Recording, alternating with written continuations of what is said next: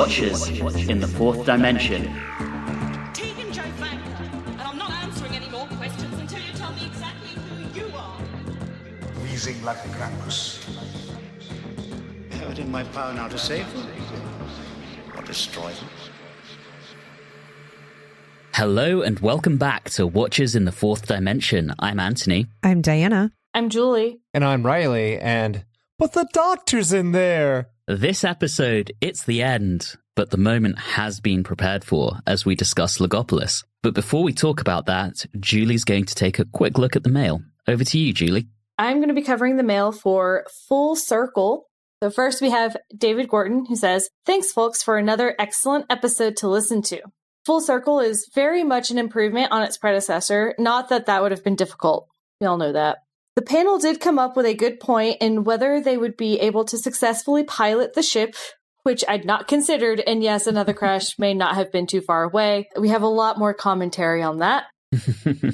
Now then, Adric.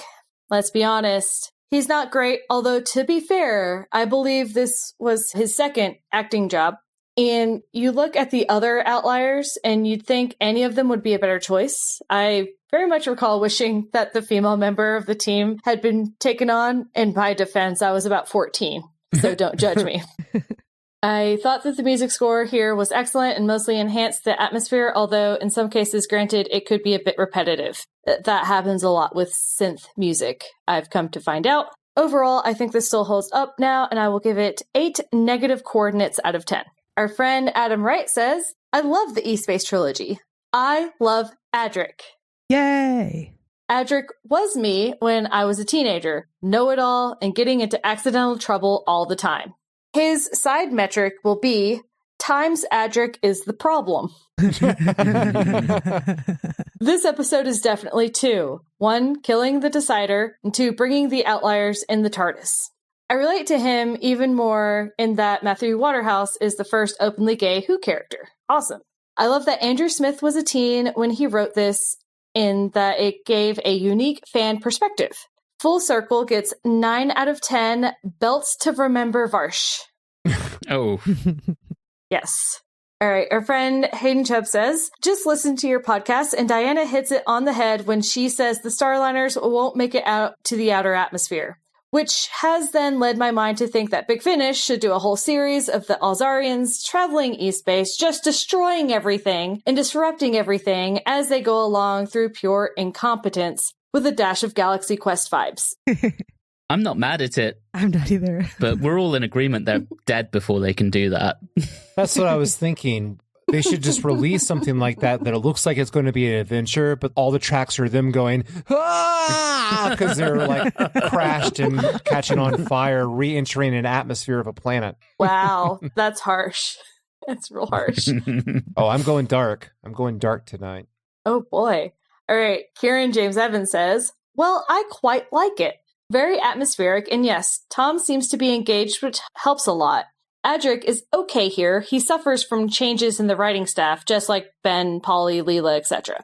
That's a good point when a lot of the writers change, or they're just like, oh, we're just going to input random companion here. It doesn't matter who they are. It doesn't work that way.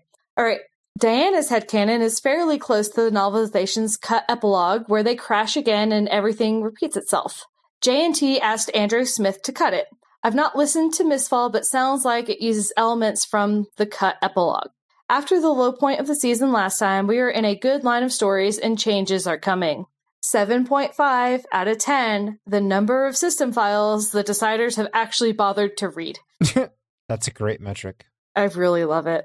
All right, Keith Burton says, "I remember at the time being hugely impressed with the level of world building in the serial. Compared to previous eras, this season and season 19 feature a lot of well-thought-out cultures and civilizations. Andrew Smith novelizes his own story for Target Books and really expands on the scripts. We see the Pterodonians crash and their struggle to survive afterwards. And he gives the invading Marshmen in the last 2 episodes a motivation behind just murder. Oh, thank you. They want the other Marshmen, those living in the metal box, gone so that the entire planet can live in harmony with nature once again. It's a great book. I'll send Anthony a copy." He actually did. I have the PDF if anyone wants to read it. I do. Yes. I'll get it to you. Absolutely. And how wonderful. I love when we get gifts. We will always accept them. Well, okay, I say always, but let's keep it clean, guys, please. All right. Tony Monticello says, here we are, one step closer to the Davidson era with the addition of everyone's favorite companion, Jar Jar Adric. Rude. Oh, yeah. Seriously, though, much like Jar Jar in Star Wars, Adric isn't my favorite character, but I'm fine with him and don't get the extreme hatred he seems to inspire from corners of fandom.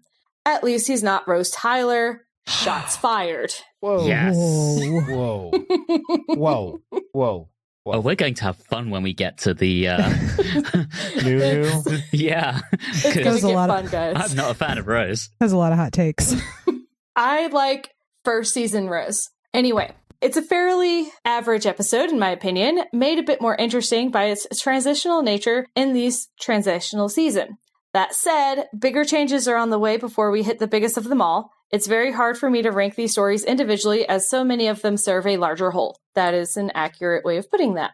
Our friend Alan Seiler says, I really like the story. It's almost scientifically plausible, though the genetics of spiders to marsh creatures to humans is a bit shaky. The sets and costumes are great. There's lots of interesting things happening, and the music is okay at times. That's one way to put it, Alan. The scene where the Doctor confronts the Deciders is one of my favorite Tom Baker scenes in the whole 7 years. What a difference we're seeing in him this season from the past few. Agreed. While I don't think this is top tier Doctor Who, the ones that I would score an 8 or above, I do think it's really good. So it's a 7 juicy ripe spider melons out of 10 from me. Austin D. Patterson has one thing to say, and that's I nominate a new count, the John Nathan Turner nostalgia count. Okay. Yeah, I can see it. There'd been a few of these because I think we mentioned something about doing a new count, so we got a few suggestions out here. I still really like the Adric one. All right, 2 more. Citrine Dragonfly says, I finally saw this story a few years ago and really enjoyed it. Adric plays well off of Romana and the Doctor in the E-Space trilogy, and his introduction here sets the overall tone for his character going forward. Tom Baker is excellent here. Amazing start to his final season. 8 out of 10. Cries of, leave K9 alone, he's a good boy. Aww. And then Beardo Beatnik, I'm going to say I saved this for last for a reason. Thanks as always, watchers, for a fun romp through this intro to Adric's story. As I haven't seen this one in over 30 years, I have to say I like it more than I did as a youth, and Adric is nearly tolerable. We all know that won't last, though, and Tom Baker needs to just leave and give the show to Romana. Also, Wow. Diana is doing a great job, and Julie is perfect as always. 6 out of 10 River Melon Spiders. I will take all of the praise, and back to you, Anthony. Thank you for that, Julie. I do love some of Beardo's hot takes.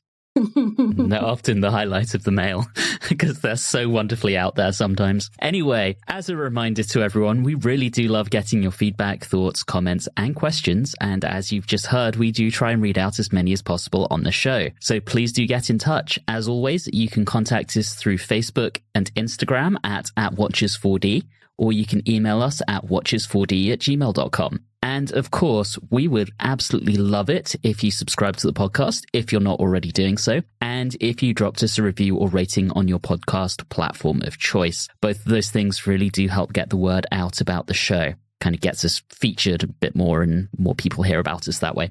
Anyway, heading behind the scenes on Logopolis.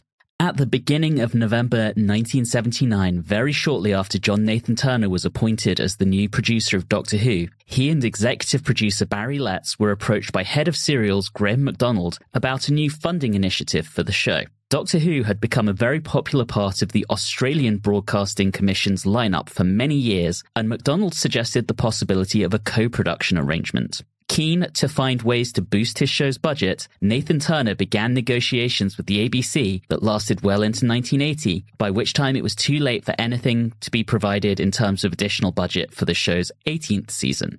Instead, the discussions started centering on filming 1 or 2 stories in Australia for season 19. But by the end of July, a stalemate appeared to have been reached. But Nathan Turner was not ready to give up on the idea, and he began looking for ways to make Doctor Who more attractive to the ABC. At this point, he and script editor Christopher H. Bidmead were developing a new female companion to replace Romana, who would be written out of the show midway through season 18. An earlier plan to bring back a popular face from the past had already been abandoned when both Sarah Jane Smith actress Elizabeth Sladen and Leela actress Louise Jameson had already declined Nathan Turner's invitation to return to the show. Nathan Turner now suggested that the new companion should be Australian, with the hope that the inclusion of an Antipodean regular would make the BBC's potential investment in Doctor Who more appealing. So, our producer and our script editor envisioned the new companion as a bolshy air hostess who would be willing to stand up to the Doctor, but whose forthrightness would mask her lack of self-confidence. Nathan Turner suggested 2 names for the character: Tegan, which is a Celtic name, which Nathan Turner selected as an homage to the niece of an Australian friend, and Jovanka, which was inspired by Jovanka Broz, the wife of Yugoslav President Josip Broz Tito. Bidmead inadvertently interpreted the notation Tegan parentheses Jovanka as her full name, and the misunderstanding stuck. A character outline for her was issued at the beginning of August 1980. Unfortunately, by the end of August, the ABC had confirmed that they were still not interested in a Doctor Who co-production deal, so all of this Australianness to try and court the Australian Broadcasting Commission was for nothing. By late summer, it was established that not only would Tegan be introduced in the final story of season 18, but that it would also be Tom Baker's last Doctor Who adventure after 7 years in the title role. Nathan Turner and Bidmead had decided to bridge the transition from Baker to his successor with a trilogy of stories which brought back the Master. It would begin with the Keeper of Traken and conclude with the 5th Doctor's debut at the start of season 19. Given the difficulty he had encountered in finding new writers who were suitable for the show, Bidmead very reluctantly agreed to write the season finale himself, and clearance for this was received by the BBC at the end of August 1980. In addition to introducing Tegan, regenerating the Doctor, and spotlighting the Master, Bidmead decided to use his scripts to tie up loose threads from earlier in the year. The middle 3 stories of season 18 had all dealt with a little side quest into E-space, into which the TARDIS was drawn after passing through a charged vacuum emboitment, or CVE. Bidmead decided to further explore this phenomenon in a narrative which he entitled Logopolis, and the title means City of Words in Greek. Similarly, the Pharos project was named for the Egyptian island on which once stood the Lighthouse of Alexandria. As a computer enthusiast, Bidmead took inspiration from ideas in computer science as he developed his scripts. Terminology related to computer architectures yielded elements such as the monitor, block transfers, and the registers. Keen to bring real scientific concepts into the show, Bidmead also drew upon the discipline of thermodynamics, making heavy use of the concept of entropy, the measure of unavailable energy in a system, which effectively increases as a system becomes homogeneous. And if anyone can tell me what I just said actually means, you will get a prize. Another starting point was Nathan Turner's observation that a real police box still stood on the Barnet Bypass in London. Bidmead was fascinated with the TARDIS and wanted to explore its properties in greater detail. As Bidmead worked on his scripts, Nathan Turner informed him that he was considering retaining Nyssa, who was introduced in the story before The Keeper of Traken, as a third companion alongside Tegan and Adric. As such, Bidmead had to incorporate her into the storyline. The mystery surrounding the Watcher was felt to be a crucial element to hold the viewer's interest, and so it was decided to hold off on the Master's first on-screen appearance until episode 3 in order to make the audience wonder if the Watcher might actually be the Master in disguise, which nobody did because we all saw what the new Master looked like at the end of the previous story. Bringing Tegan into the show, Nathan Turner had to, of course, find someone to play her, and he was eager to cast an actual Australian. And they interviewed and auditioned over 100 performers during the autumn of 1980. One of the last to audition was Janet Fielding, and she had been recommended to Nathan Turner by a colleague who reckoned that she was a perfect fit to play a bossy Australian. At her audition, there was some concern that Fielding was too short to play a flight attendant, but she convinced Nathan Turner that the minimum height requirement for stewardesses in Australia was less than that in Britain due to the smaller average height of people from that part of the world. It's brilliant. This was a lie. And the second one she told, she also claimed to be 3 years younger than her true age, but both of these things paid off. On October the 23rd, 1980, she was contracted for 3 serials beginning with Logopolis, with an option for 12 further episodes. A photo call to introduce the new companion was held the same day. The next day, even more press attention was called to Doctor Who when word leaked out of Tom Baker's imminent departure. Nathan Turner hastily arranged a press conference, and he and Baker colluded to stir up further publicity, with Baker hinting that the 5th Doctor might be played by a woman. At the time, an outrageous notion. The truth was, of course, revealed on November the 4th when Peter Davison was announced as Baker's successor, and we will talk about his casting when we get to the next story, Castrovalva. Back to Logopolis, though. Assigned as director, we have Peter Grimwade, who had recently completed work on Full Circle. As production manager, we have a new face in Margot Hayho, which is just an amazing name. And she had previously worked on the show as an assistant floor manager on Season 3's The War Machines, Season 5's Fury from the Deep, in which she actually performed Victoria's climactic scream during the final battle, and Season 7's The Ambassadors of Death. More recently, she worked as a production manager on The Day of the Triffids. As designer, we have Malcolm Thornton making the first of 4 contributions to the show, and he's notable for work on Top of the Pops, Star Cops, and Law & Order UK. June Hudson returns for, sadly, the final time as costume designer, and of course we have the return of Paddy Kingsland, making another return to provide incidental music. Production also included an unusual collaboration between Nathan Turner and fan advisor Ian Levine. To add to the end of an era feeling of Logopolis, the producer wanted to build to the 4th Doctor's final moments to incorporate montages of his friends and enemies, each uttering his name. Nathan Turner was very conscious of Doctor Who's diehard fan base, and he felt that this sort of flashback, never attempted before during the series' long run, would offer enormous appeal. Levine selected the appropriate clips, which were edited together at the beginning of January 1981. Logopolis was the last Doctor Who story to credit Barry Letts as the programme's executive producer, although he will come back to do some uncredited work on 4 to Doomsday, which is the first serial that's going to be recorded as part of Season 19. It was now felt that Nathan Turner had enough experience to run the show without additional supervision, and so the position of executive producer was eliminated. The final version of the serial was broadcast as usual on consecutive Saturdays between February the 28th and March the 21st, 1981, and that last date brought both the 18th season and the Tom Baker era to a close. The show's return would be delayed until 1982, when it would, for the first time ever, air in the middle of the week. And before we discuss the story, the short summary is with me this episode.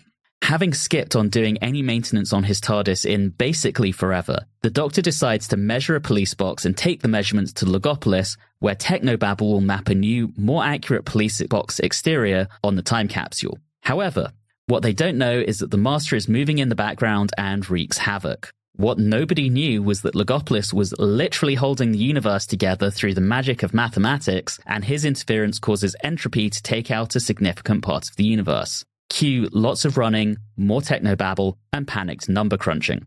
Meanwhile, 2 new companions find their way onto the TARDIS, the return of Nyssa, plus aspiring air stewardess Tegan, who literally stumbles into all of this chaos, and spends the entire story complaining about it. In a final showdown with the Master on top of a radar dish on Earth, the Doctor falls off and tumbles to the ground. So ends the record-setting tenure of Tom Baker, as the Doctor regenerates into a younger, sprightlier version of the character. How is the universe actually saved? Who the fuck knows? That said, the moral of the story is, don't skip out on your TARDIS's maintenance and never trust a cackling man with a goatee. Let's talk about it. All right, guys, part 1. I'm going to shut up for a bit. What's a Grumpus? I've heard it in a song, but I don't actually know what it is. Okay, wheezing like a Grumpus? I have no idea. Yeah, me neither. Wow, okay. I had the immediate image, not knowing what it is, of course, of very old man crossed with a Krampus. A grandfather Krampus? Kind of. Like he's a grandfather, he's had, yeah, I like that. You know, We'll beard go to with the that. floor, you know, his wings are just a little bit crumpled, got a little cane. He was real scary in his prime. Oh, yeah, but now he just talks about Christmases past, I guess. I think I looked it up. If we're saying Grumpus, it's a dolphin. What? Okay. Do they wheeze? I guess. Maybe I don't know. Let's just move on. Okay. I don't know that I can. Well, the second thing that caught my attention was I found it very interesting how the Doctor, talking about Romana, just immediately they bring her up, like, boom, immediately. And he says that she has broken the cardinal rule of Gallifrey. She has become involved. And I was like, yeah, that fits, trying to help people. They don't want any of that. Before we get too far into the TARDIS stuff, I do just want to note, we start this story with a police box and a policeman. And I don't know if that's a deliberate callback to an unearthly child, but it kind of feels like it, except this time the policeman meets a very nasty end. I do think it's a callback because you also have the whole fact that he's trying to find an actual real police box that it's modeled after, so that apparently the dimensions were wrong and that's why he was stuck, which makes zero to little sense. But all right, let's just go with it. They'd also had that nice little chill conversation on the TARDIS about, I used to live in a place called Totter's Lane. Isn't that so convenient for the setup? Yes. I do want to talk about the dilapidated part of the TARDIS that we find ourselves in. Isn't that gorgeous? That is a nice shot. There's lots of nice things sprinkled throughout this. And yes, that is one of them. And I do really like the tolling of the bell. I like any time we get interior TARDIS moments that aren't just the control room. I'll take them anytime, any day. I really enjoyed visiting Romana's old room. Notice the color of the walls had changed again. They were back to a more normal TARDIS color. Because the light has gone now that Romana's gone. And then we jettisoned it from the TARDIS. We did. So we don't have to confront our own feelings. I do want to add, it was during recording of this that Tom Baker and Lala Ward got married, and he came back to recording about 3 days later. Wow. It's fine. It's all weird. I'm assuming they honeymooned after filming Wrapped. To film the scene where he jettisoned her former room from the TARDIS. That's what I think of that. Yeah, it was definitely something where it's like, I wonder how this is going to end. Well, case in point. Sometimes I love when the Doctor does his weird moments and all that kind of stuff, but him going from Earth to Logopolis and his weird mind of just this is the order of things, I was like, Doctor, you're making us all confused. Let's go. Adric's very confused by it. I have a question, actually, now that I think about it. How long have they been traveling together? Because it seems that the Doctor has taught Adric a lot. So it must have been longer than a day. Long enough to get 50 Big Finish stories out of them. I was going to say, this is actually one of those gaps where it makes sense 50? to have a few Big Finish stories in. Probably not 50, though. But I would give it a nice chunk of time. It's enough time for Adric to pick up all of his bad habits. Yes, absolutely. I guess we should discuss Tegan, because the very next scene we jump to current London, where a woman is trying to get a car started and someone's late for their first day at work. I don't even think it was her first day at work. I think she was interviewing, is what it sounded already like. in that outfit? It was her first flight. Oh, I feel like it was a test flight, though, because it didn't seem like she was on top of everything. Oh, yeah. She's definitely still had a minder on the plane. Yeah. I would hope it was her first day at work, because whatever you do not, if your job is, I don't know, fireman or police officer or flight attendant, do not go to your first interview dressed in the uniform of that job. It's a little dress awkward. for the job you want. I guess I was about to so. say the same thing. Yeah. Visit Party City first and then pop on over. And did anyone else have the suspicion that when we find out that the woman with her is not her mother but her aunt, that you started thinking, I think she might have a red shirt on. I don't think she's long for this world. Yeah. Yeah, poor Auntie Vanessa. One of two things. One, I think I might end up liking Tegan more than maybe other people do, because I love Tegan. I feel like she could annoy a lot of other people, but for some reason, I'm okay with it. Mainly because in this entire story, she's just like, who got me into this? The Doctor. Who am I going to blame? The Doctor. Who am I going to stalk? The Doctor. And I think that is wonderfully accurate for any sane person to do. And really, it's probably the best for her, because I don't think she had much opportunity or chance with that job interview, because she confused a TARDIS interior for a plane. Has she ever been on a plane before? Has she seen the inside of one before?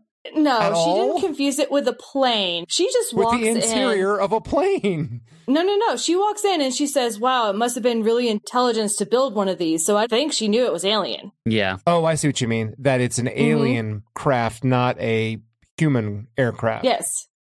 Okay. She walks in and says, well, there must be intelligent life at the end of this lot. And then screwing around with the console, she says she'd like to speak to the pilot. So I think she knows it's an alien craft, but she's trying to find whomever pilots it, which is fair because the Doctor is its pilot.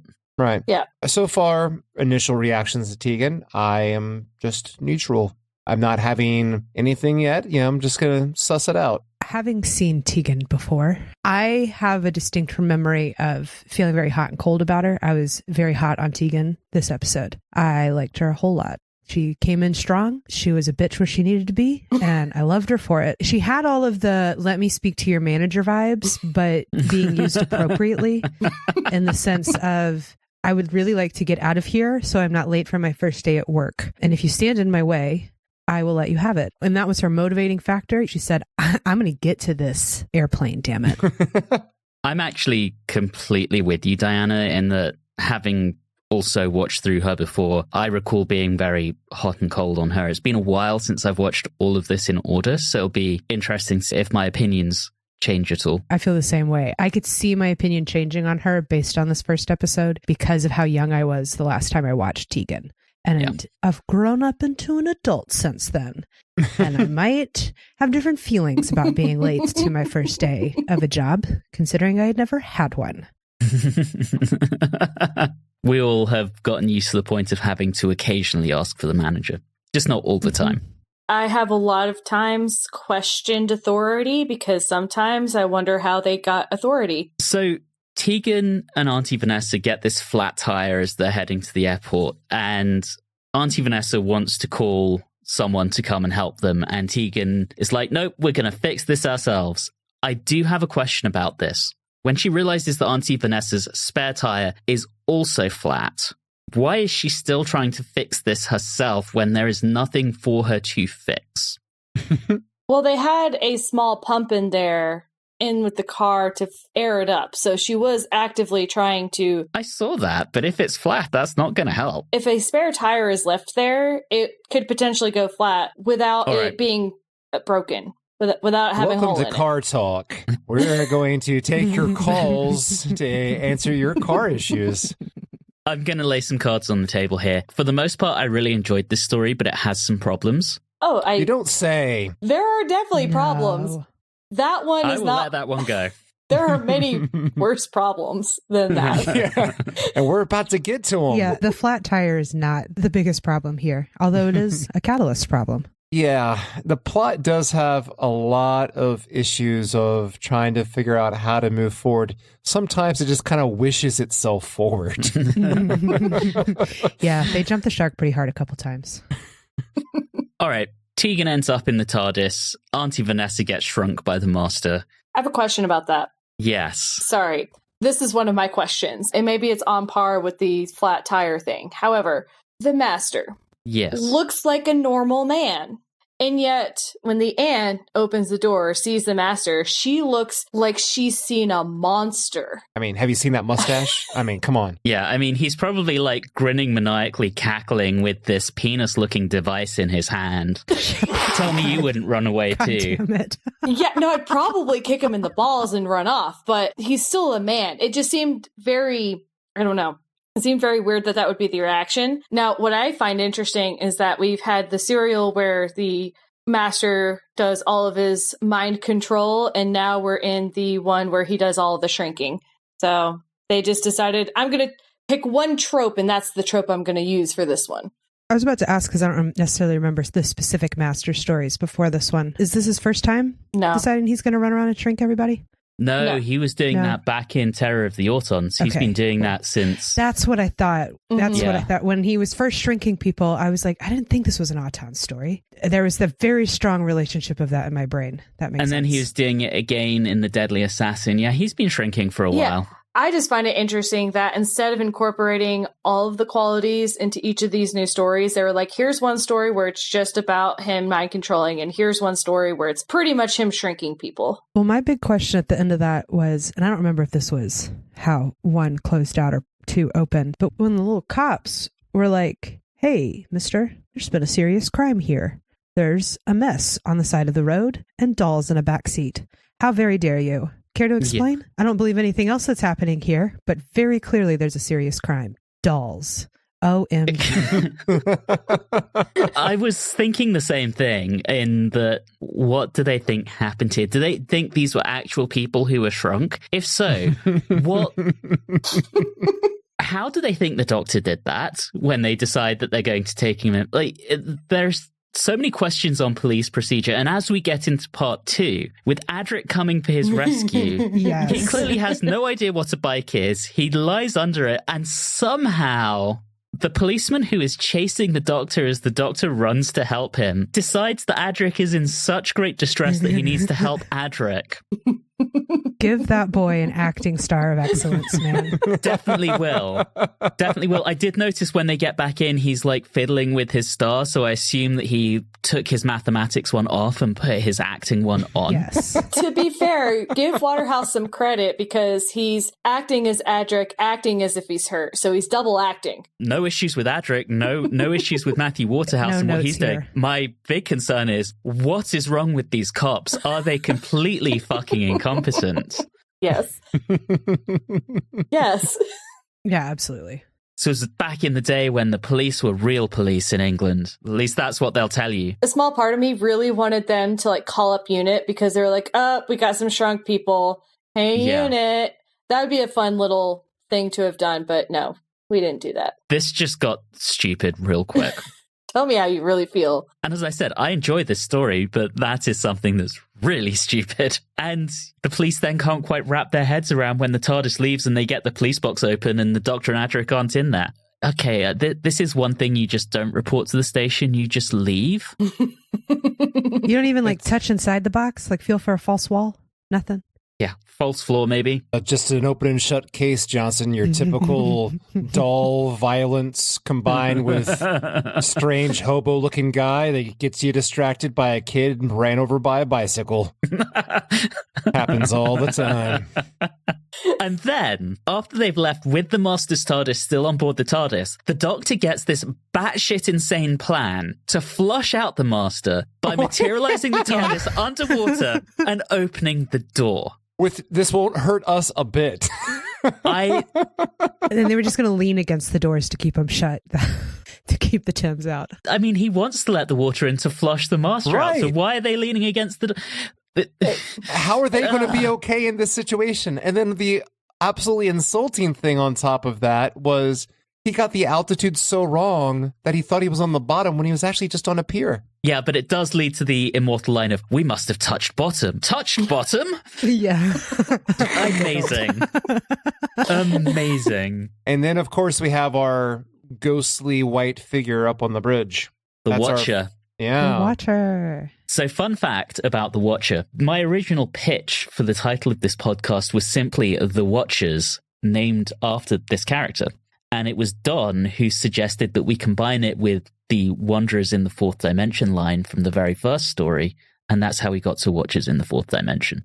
No. So that's so cute. Yeah. I made a little note in my book where I was like, oh, I wonder if this is where the name comes from. Yeah, part of it. Creepy weirdo on the bridge. That's how we like to think of ourselves. Yep.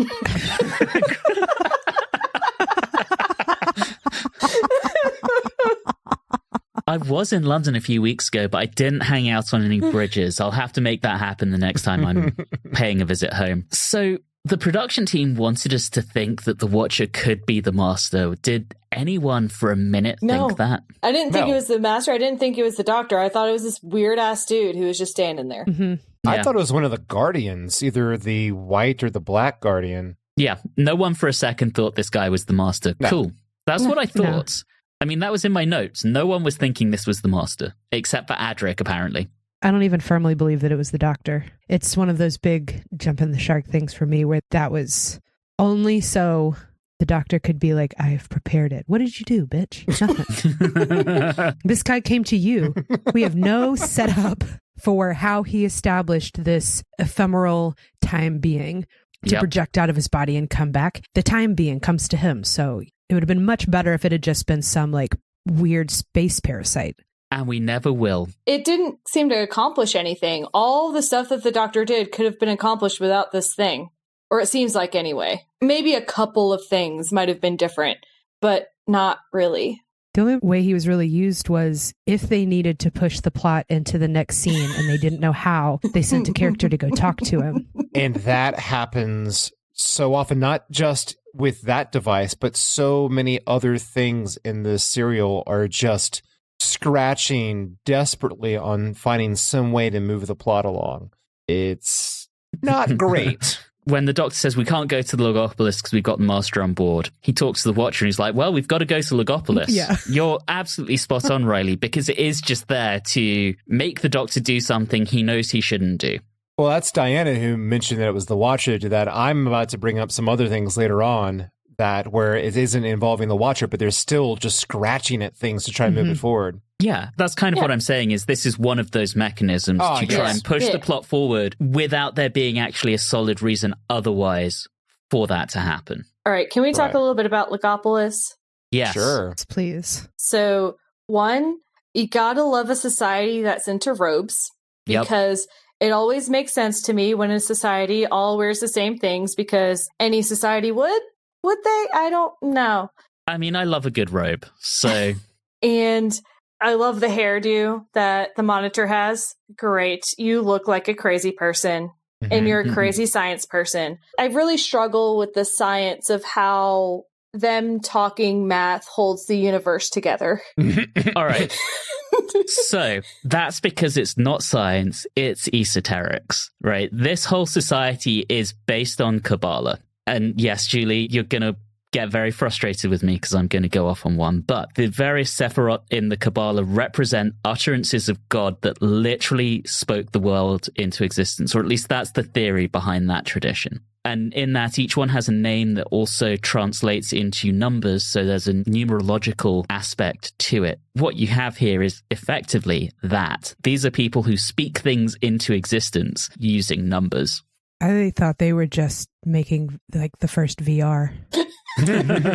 That's what I really thought they were going for in the beginning was that, but VR. Yeah. However, after they land and they're getting to know each other, when Tegan comes out of the TARDIS and Adric and the doctor are like, excuse me, what?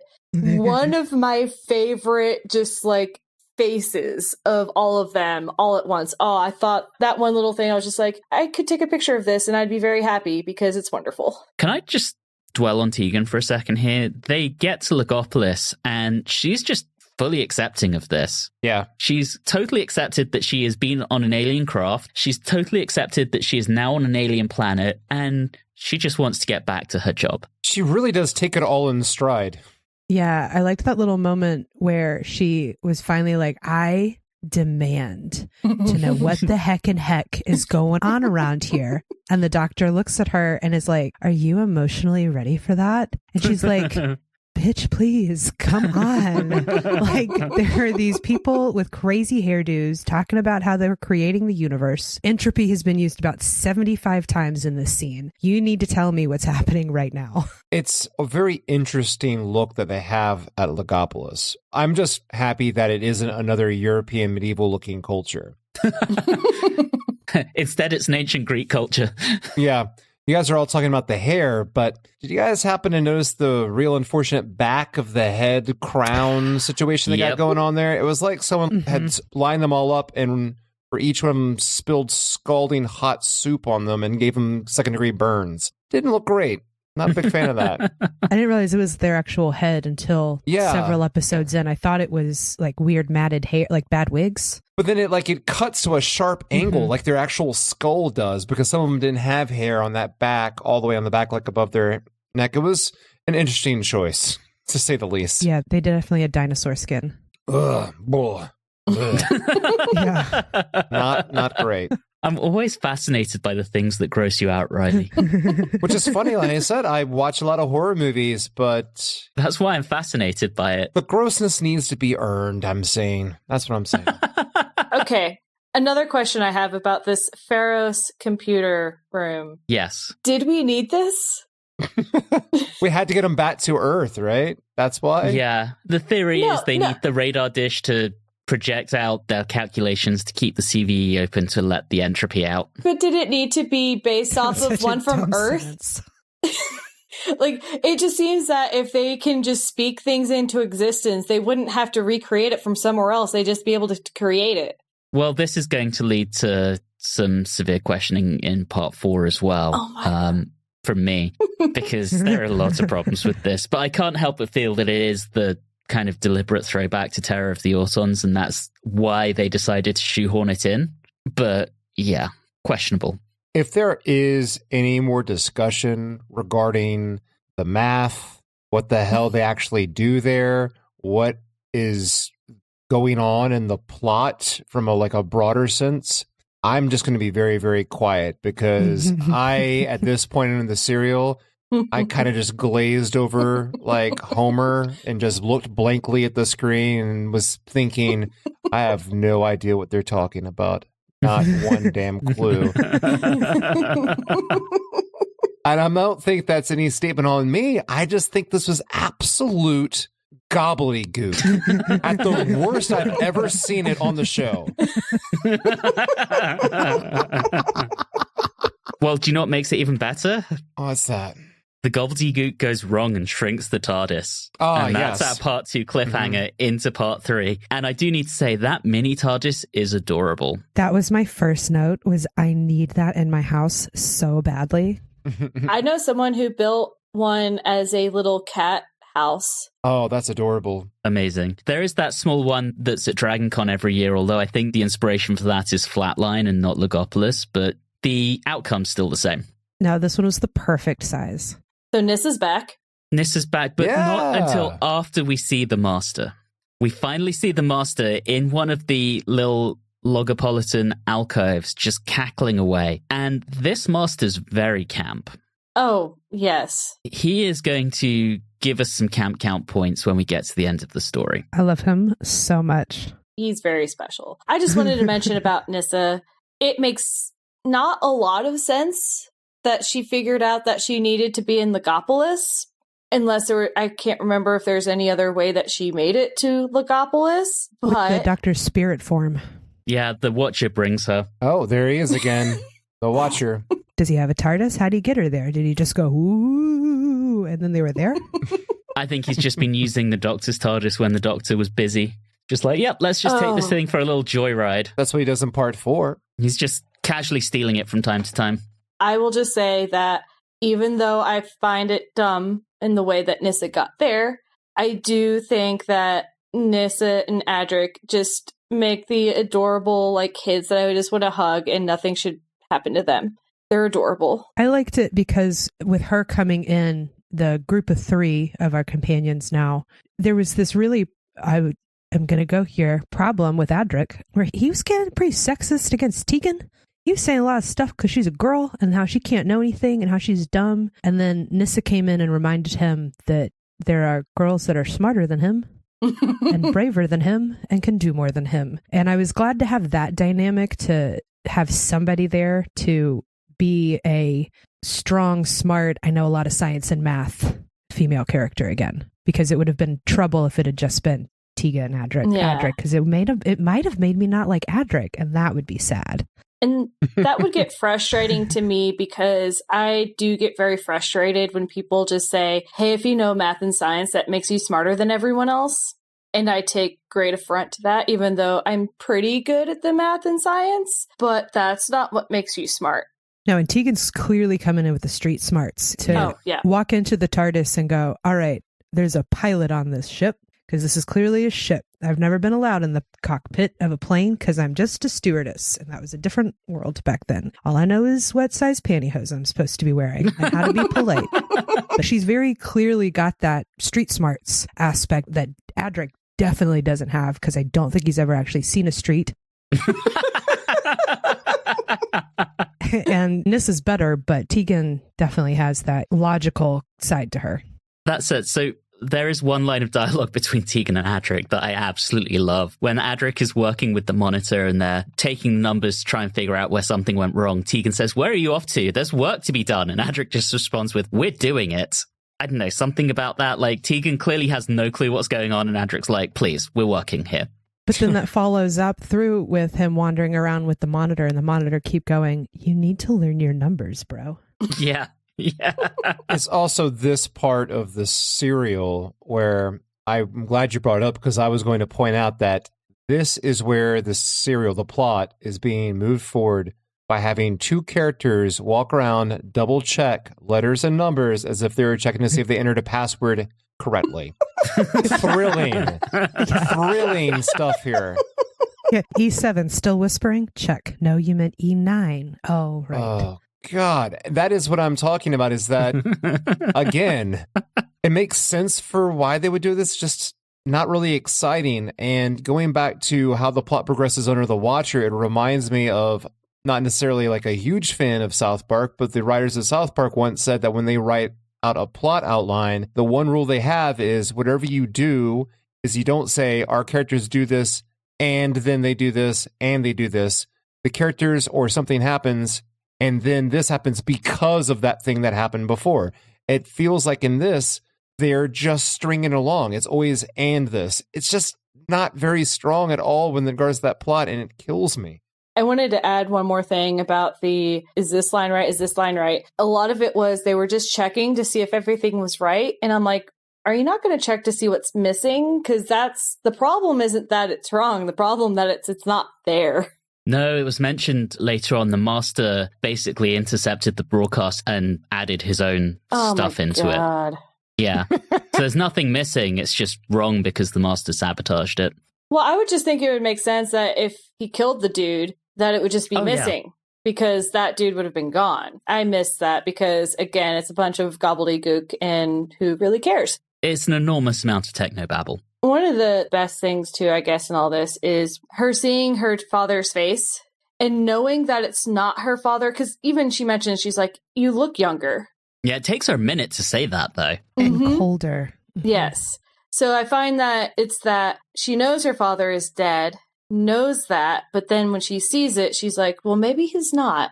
And I think if they had leaned into it a little bit more, it might have been a lot better and helped the story a bit, because that's actually something that's a very interesting concept outside of this technobabble. It's an emotional thing to hang the story on, maybe? That would be entertaining? Yeah, she didn't have any space to lean into that. It got solved the next time she saw the Master for the doctor to be like, hey fam, your pops is dead. That's not really him. Ha ha ha. And she's like, oh no, but I have a bracelet on. What am I going to, So it was the next time. There was no push and pull of feeling conflicted about, oh, I'm smart enough to know my dad's dead, but also he's standing in front of me. Yeah, and she lets him put the bracelet on, and then he tells her not to tell anyone that she's seen him. Like, she should be smelling a rat here. Yeah, the nice pause before, yet. Yeah. I mean, I like this version of the Master, but Nissa's being kind of dumb here. Which would have been allowable if she had been able to lean into the confusion of the fact that she has a lot of love. That was very established. She's very kind. She's very generous. And the conflict of, but my dad's dead. That's such an emotional thing that I feel like most things that bring back dead people utilize in some way, shape, or form. But no time for that. We're busy checking numbers in the streets. I know. E7 is E9. My bad. You sank my battleship.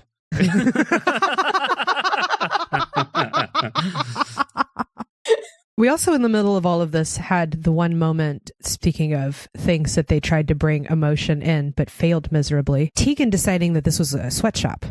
Oh. Yes. Yeah, she gets very bolshy with the monitor on that. She's not completely wrong in certain aspects. I mean, we know nothing about how this society operates to decide that these are exploited people. Well, just for the fact that if they decide to stop, then the world collapses. So I think they're a little bit coerced. Not just the world, the entire universe. The entire universe. And the second they stopped whispering, they all crumbled into dust. So, like, I don't think it's a sweatshop thing. I think it's a save ourselves. Do you think they have shifts, or do you think they just mutter constantly forever? Do you have to overlap your mutter? Yeah, when do they sleep? That would have been fair questions. But immediately to jump in and be like, hey, CEO guy, you're running a sweatshop, aren't you? That never works. Okay, I'm clocking on. Where did you get up to? All right, let me carry on from there. Yeah. But they're so engrossed in it, they don't notice as the master, cackling and giggling all over the place, just casually takes them out. They're so engrossed in it, and he's just so brilliantly camp. Where are we? I don't even know anymore. I think we're getting towards the end of part 3, where now that since the master is knocking these Logopolians, Logopolitans. there we go, Logopolitans, Lilliputians. yes. That's where he comes up with a great idea of just fucking up the shit even more with their Thanos contraption thing. Like I said, I don't know. I zoned out at this for the last, since I got to Logopolis, and then nothing but just blah, blah, blah, blah came out of their mouth. And that's when he implements the very interesting bracelet control, the Nissa remote control, to start choking Adric, which was humorous. I do like here, it's not mind control, it's muscular control. She still doesn't want to be doing it. Does it control all of her body or just that one arm? Because she could just take that other arm and just undo the bracelet, right? Well, it shocked her. It did shock her. You're right. Yeah, she can't get it off. Although she did said it was like really, really, really tight. So I'm like, is her hand going to fall off? Except it wasn't really tight when she put it on. It was like slipping up and down her arm. She shouldn't have pushed it all the way up. That's why it's tight. Well, I mean, during the Adric choking scene, I did like that Tegan is a person of action. She said, what's all this talking about? I'm just going to jump on this guy. It was wonderful. She just flies past the camera and is like, boom. And I was like, yes. Oh. Came at him like a spider monkey. Yeah. Yeah. But then she has to concede and move his dish thingy, whatever his, I don't know, lunch tray, I don't know, whatever the hell the thing is. And this is my favorite part of the entire serial, is that as things start breaking down, the entropy is coming and blah, blah, blah. And then it's always that part when the master realizes that he actually doesn't know what he's doing. And now it's gotten too big for him. That's really enjoyable, because I come to realize that he really is, the master is just the guy who says he doesn't need to read the instructions on something, and then he just ends up fucking it up for everyone. That's exactly Every what's time. happened. Yeah, the universe is unraveling because no one knew that Logopolis was literally holding it together because it was their big secret they weren't telling anyone. And, which is their bad. You have to tell people when the zombie bit you. And the question I have here is, where are the Time Lords in all of this? Where are the Guardians? Like, surely someone else is going to step in and intervene at the entire universe collapsing. I want to know if the master is brilliant enough to not it only be just him not reading all the instructions, but him saying, if I do this, I'll fuck it up so much that the doctor will have to work with me, which is what I've always wanted. Oh, yeah. The whole time I got that the master just wants the doctor to kiss him. And if he plays hard enough, the doctor will finally kiss him. And the doctor's like, I'll never kiss you when you act like that. And he's like, well, maybe this time he will if I act like this. And that was the whole final 2 episodes. So our part 3 cliffhanger is the doctor's handshake with the master as they agree to work together. And so we're into part 4. And gotta love Tegan as everyone else is heading off with the Watcher to Earth. Yes. Tegan's like, nope, I'm going to go hang out with the doctor now. He can get me to my first day of work. So they didn't immediately go to Earth. They went outside the universe. Oh, yeah. Why? Yeah. For no reason. Yeah. Something was missing there. They went outside the universe, watched part of it fade away. Adric has a conversation with the Watcher, and then they go to Earth. So the doctor was sending them away to go someplace safe. That's what he said. So that's why they go there. But the mystery doctor, Wu, was like, yeah, but instead, I'm going to take you out all the way here and use all of this energy just to tell you, haha, no, never mind, we're going to go here. Like, what? Yeah. Just at the right time and the right place to let Nissa have her Princess Leia moment and watch her planet be destroyed. Yeah, that's really why they did that, actually. That's a good point. Yep, there we are. So she can say, the Master's killed my mother, he's killed my father, and now my entire world. I do want to say Angry Tom is the best Tom. I love it when he's like that seething, bubbling anger, and that's exactly what he's showing here. I think we are getting in this story one of his better performances. Oh, I would say a lot of the performances are excellent. The plot makes no sense, but the acting is great. I thoroughly enjoyed the fact that since the fourth part opens with the Doctor and the Master having a handshake, that their collaboration literally lasts a whole 3 minutes. Because once the Master sees the monitor getting absorbed by a green screen, they runs away. He's like, I'm out of here. Screw you. Tegan gets snarky at him. I took it as him like taking insult at Tegan and being like, oh, fuck this, I'm out. There's other things too that I have lots of questions of. Well, first off, the Master gets buried under rubble because he's brilliant, smart, and when he tries to run away, he can't even do that competently. But when Adric and Nissa do actually get to Earth, and the very incompetent guards, so we went from the incompetent cops to the incompetent guards who can't seem to catch anybody. Yeah, they really, really failed dismally in this. They're really bad. It's just bad. It's almost like the writing demanded things to be certain ways in order to make this thing move. Yeah. But I would like to point out before we leave Logopolis and everyone ends up on Earth on the radar dish thingy, Logopolis, you had to imagine it was not on sturdy ground because they were rocking a dot matrix printer in that little...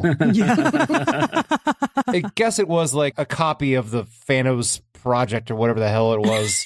So I guess they would take Earth technology. And the Monitor even apologizes to Adric at one point for the Earth technology.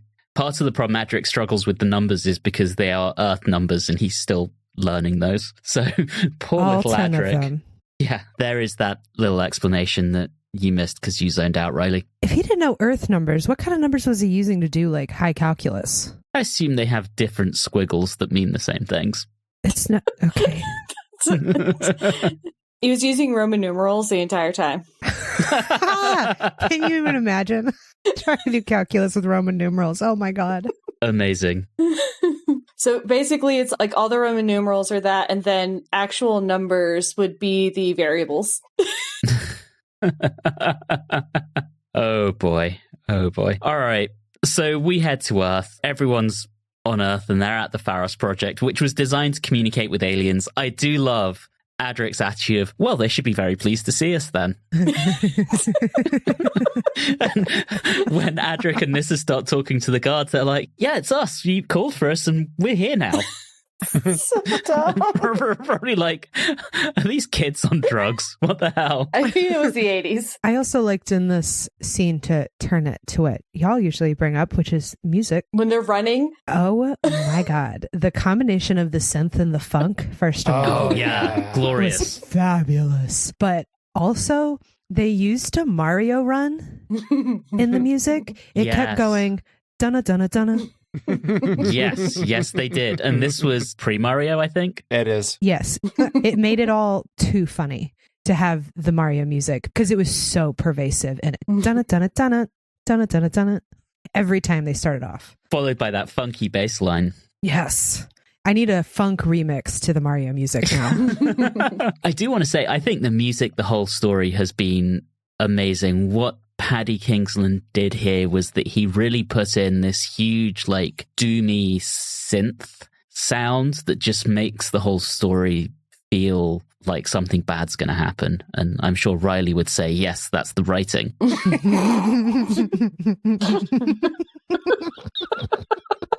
But it's clearly meant to be, yes, this doctor's going to die. Let's get to the climax of the story, right? Right. So they run the Logopolitan's program out of the Pharos Project to open up CVEs and let the entropy out so the universe stops dying. Okay, I get the concept. this is where I have some issues with this. What happens when they leave and human scientists show up and are like, what the hell is happening here? Okay, we're going to disconnect this, and this. Does the universe just start falling apart again? And even if they don't do that, what about when the project is ultimately decommissioned? This seems very poorly thought through. Well, and then does Logopolis rebuild itself? Because... No, I think Logopolis and half the universe are gone. All right. We've lost a lot of chunks of the universe over time. Yeah. I figured that by where we are in the show now, in the Shooty Gatwa era, there are about 7 planets left. Yeah, right. I feel like that's been a storyline so many times. Oh, look, half the universe is gone. Half of half of half of half of half. All right. So let's talk about the Doctor and the Master out by the dish or whatever. It's very Rickenback Falls. Yep, exactly. That is it. Well, except with the Master also being like, universe domination. Here's this giant broadcast of myself. How in the world are you going to accept all of this universally praise when, like, you've broadcasted it to everyone, but you can't listen to the responses? Like, and on top of that, when you consider that, what did he do? He spoke for like 15 seconds. Wouldn't like 75% of any intelligent life that heard that be like, did you hear that? What the hell was that? And they just move about their day. They wouldn't pay any freaking attention to it. I thought it was funny that he felt like he needed to pre-record it too. He was like, I need to step outside and pre-film my TikTok. Hold on. Give me a second. I don't like to be observed while I'm filming my TikToks. Amazing. it's something else. But we do get to see the scarf be used one last time. Yeah, for a trip. Yeah. Mm-hmm, mm-hmm. I do want to know how the Doctor foils the Master's plan and saves the universe by pulling out a cable. Because the plot demanded it.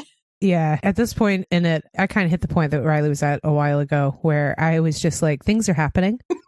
I don't fully need to understand why. I don't think we're going to get to the episode regardless. I'm just going to have a good time. So I have no clue why anything was happening at the end. I just know that it was. Kind of like looking at it, watching it like a golden retriever would, just without any of the excitement or energy. I've been sitting here very impressed that y'all could even remember the bullshit about the CVEs and the if we release them. Oh, I didn't know that. That was only Anthony. That was impressive because I couldn't have put that together for you at all. I mean, I've seen this story a fair few times, and read extensively around it as well. I watched it 2 hours ago, so... Fair. Well, let's talk about the obvious thing that's coming. The Doctor falls to the ground, and we get the two little montages. First off, Splat. I am disappointed that he just fell and that's how he dies. Well, that's how the body dies. I find that very frustrating. You had all these other things that this could have been the thing. Like, he could have even absorbed some of the energy from something, and that would have made me a little bit happier than just, oh, look, he fell. We're going to get a worse one before the show's over, don't worry. Awesome. And then 2, the montage. I think it doesn't help that we live in the time period that we live in when montages are usually done poorly. And often there are a few instances, and I will say Captain America, the First Avenger, does montages well. However, I find it amazing that they find all of them that say Doctor except for Harry. It just shows Harry's face. It made me laugh so hard. I knew you wouldn't be happy to see Harry, but equally, I'm happy that you found some joy in it. It was one of those things where I just sit there, I'm like, it's not as drawn out as David Tennant's, but like, let's get on with it. I want someone else. You've been here for 7 years. Please go away. Mm-hmm. It also suffered from lack of a cross-fading those cuts. It was like in the middle of them vocalizing the word doctor, and then they froze, and then we'll cut to the next one. Was I hallucinating, or did Probably. they kind of do a treatment around the outer parts of the screen, so it's just kind of like a circle pops up where you see them, right? Okay. Yep. It felt very much like the opening guest list of the Love Boat. And that's how it felt like when I was watching it. Like, oh yeah. What I didn't go back and double check was when it showed Sarah Jane, if it had actually been her saying doctor to the third Doctor, I would have laughed so hard. But I didn't like check her outfit to like cross-reference what season they pulled her doctor from. I'm loving the idea of Daleks on the Love Boat. Well, because that's the thing. While I was watching, I said, yep, there's the Daleks. There's the Zygons. You know what? I think they might get together on the Love Boat. I think they might have a bit of a connection there. The master would be so happy he could finally kiss the doctor. Yeah. Oh my god. Oh, yeah, boy. y'all better buck her up. This is my headcanon for the master, 100%. He just wants to be kissed. What have we done? It's all devolving into chaos. Everything is fine. The worst is yet to come, where now it's the white kind of melted watcher Merging with the doctor? merges with the doctor and then suddenly changes to Davison. And it is a weird transition into Davidson. It's not great. It's terrifying. Not great. Really gross. Yeah, but he smiles, sits up, and that's the end of the story. Diana's only been with us a season, but to put this in context, we recorded our first Tom Baker episode really, really long time ago, because if you think about it, we went on hiatus for 6 months in the middle of this. Oh, right. Yeah. Yeah. We started talking about the Tom Baker era at the beginning of August 2022. Oh, God. Wow. And we are recording this Oh in my January God. 2025. Y'all are troopers. It's been a minute and we're finally there. So with that, let's go ahead and do some of our scores. And first up, our metrics. There were no quarries. Sadly, this was not a Jelly Baby fest. I just wanted him handing out Jelly Babies left, right, and center to everyone. The cops, the Logopolitans, the Master, all the people in the Faris Project, just shower everyone with them. Can I give kudos to Anthony for being able to say Logopolitans like on a regular basis and not tripping over it? Because what? I didn't even know that was the correct terminology that we were supposed to use for them. There you go. I didn't count any I'll explain laters in this one, which is a good thing because we're about to head into that era. Camp count. How many points does the Master get? Riley's like, let's just move on. No, I'm more of the opinion. I guess I didn't vocalize it, but I was not necessarily a huge fan of the Just representation of the Master. because I'm saying No. he's camp doesn't mean I like or dislike him. I know. I say just a simple 1 point. That's my vote. Wow. I'll give it 2 or 3. Yeah, I'm feeling like this is a 3. He's definitely chewing the scenery all over the place. That incessant cackling / giggling. And let's not even disregard the tissue compression eliminator and the fact that that is incredibly phallic. I'm with Julie. This is a full 3 points. So it's 2 for him and 1 for the phallic thing. Okay. Yeah.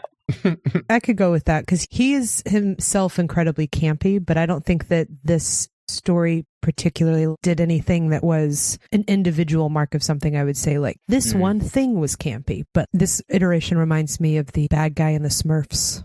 Mm-hmm. Oh, Gargamel. Yep, that one. Well, we can talk more fully about the new Master next time round, I guess, when we're also talking about a new Doctor, because I know we're only one story in, and the new goatee-wearing Master has a lot to live up to, based on the previous goatee-wearing Master. But we'll talk about him next time. All right, and that brings us to our ratings. And because there is actually an order in who does what and when, the person who will be kicking it off this time, and I'm so sorry, it's you, Diana. Oh, Jesus. Okay. So here's the thing. I loved this story so much.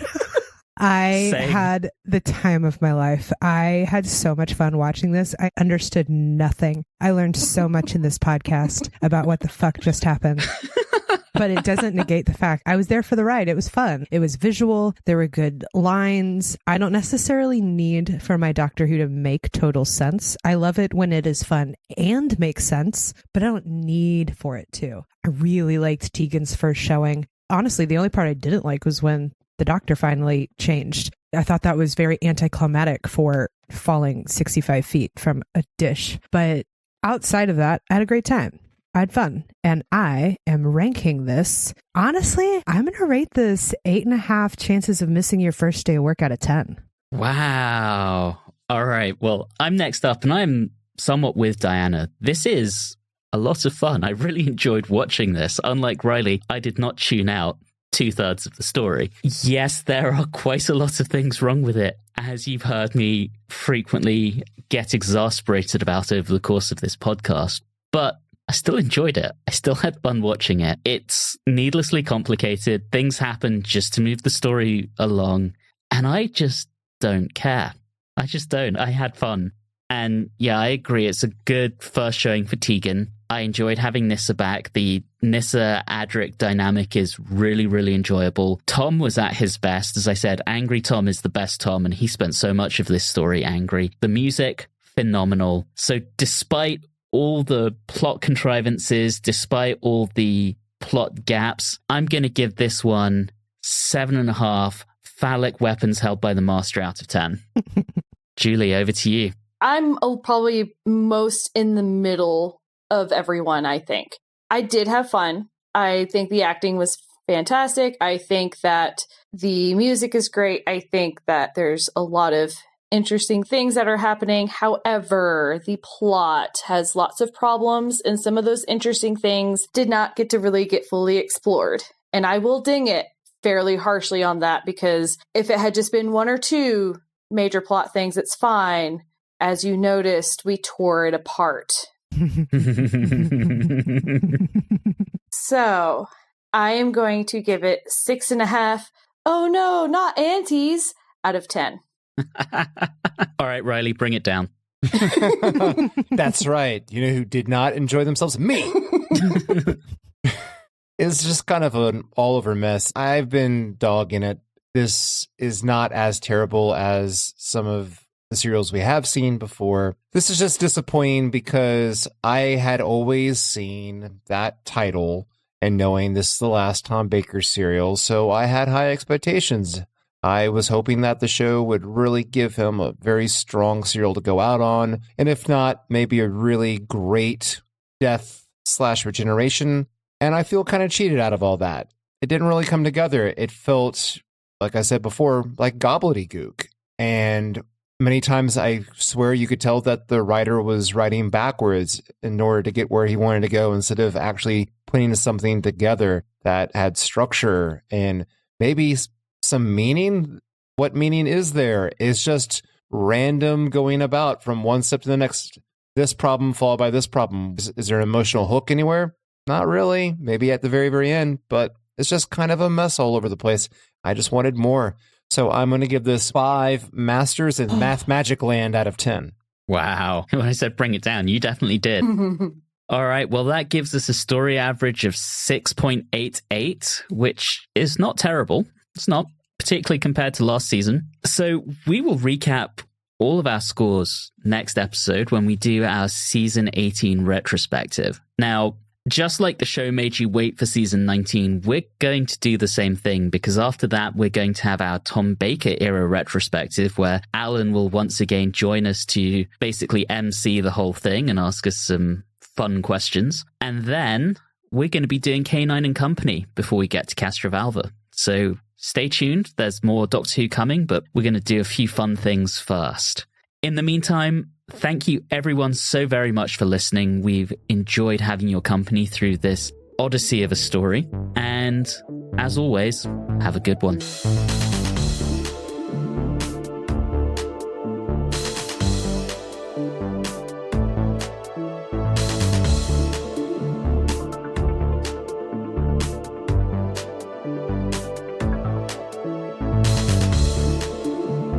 You have been listening to Watchers in the Fourth Dimension with Diana Burney, Riley Schreck, Julie Philippek, and myself, Anthony Williams. This episode, Let Me Speak With Your Manager, was recorded on Wednesday, the 8th of January, 2025. If this is your first time listening into the show, all of our previous episodes are available wherever you like to get your podcasts. You can interact with us on Facebook and Instagram at Watchers4D, and you can also email us at watchers4d@gmail.com. If you're enjoying the show, please do subscribe and consider leaving us a review or rating on your favorite podcasting app. All of those things really do help the show. And always remember, all good things must come to an end, and in some cases, quite some time after their use-by date.